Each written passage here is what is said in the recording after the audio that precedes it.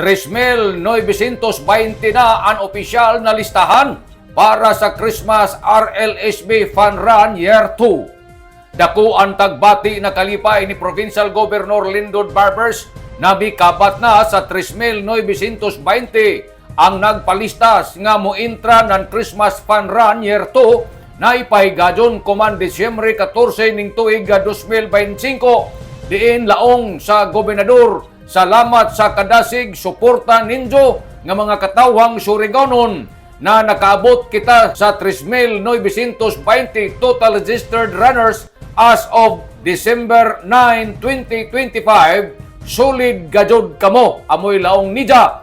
Naibayan ning tigbalita na ang nagpalista sa 5 kilometers category miabot sa 1,696 ka mga partisipante, samtang sa 10 kilometers category mikabat usab sa 1,160 ka mga partisipante. Sa 16 kilometers category jaoy 1,064 ka mga partisipante ang nagpalista.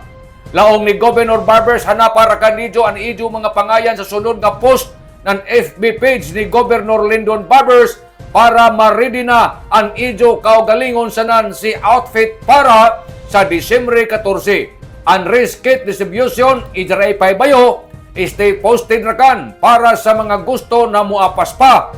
Pwede pagadyon karadaw kamo nga mag-walk-in registration dito sa Provincial Youth Development Office hangtod sa Disyembre 11 alas 12 sa udto ra lamang.